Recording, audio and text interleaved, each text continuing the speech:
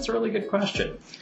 I think I first really fell in love with Japan and the idea of teaching English here when I was an exchange student. My university had a program where they would send each of the international business majors abroad for 5 months, and I was very lucky that I had a really good host family. And that host family introduced me to many of their neighbors, and so I was teaching a couple of nights a week, and I just really caught the bug then. I really became excited about teaching English. So when the opportunity arose for me to come to Japan again, I took it, and I've been loving it ever since.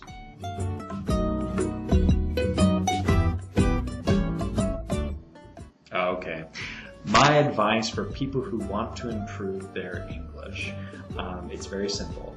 Just utilize all of your downtime.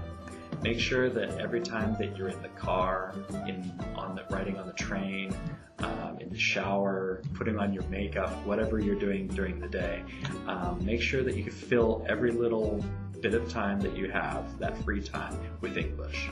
Have a CD, have something that you can be studying, some flip cards, something like that. Spend 6 months of your life and say, I'm not going to take away time from something else. I'm going to utilize the time that I normally just waste. If you do that for 6 months and really focus in on improving your listening ability, you're really going to see improvement. Also, I think that it's very important to bring in lots of questions. I keep on hammering this home in my classes now, but it's very important that you look at everyday situations and say, how do I say that in English? If you constantly question that, you constantly say, well, I don't know exactly how to say this, then find out. Bring in those questions to your teacher. Make the questions hard.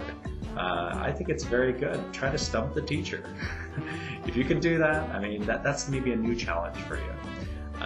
If you can do that, then yes, you're going to see real improvement. If you're constantly thinking, how can I improve, and then filling up your downtime with English, you're going to see real improvement.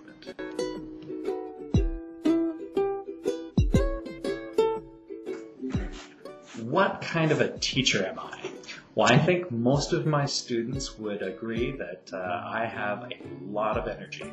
So that means that in my babies classes, I'm rolling around on the floor all the time. In my elementary school classes, I want to keep that energy up. I want the students to be excited to come to English class. I don't want them to feel like, this is something I have to go to every week. I want them to be running in the door and saying, yay, I get to go to English class.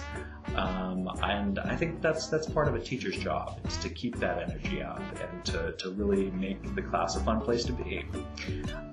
For my adult lessons, I always want to be a good listener. I also like for people to ask lots of questions. I'm really excited when students come in with 2 and 3 questions every week, because that's a great challenge for me.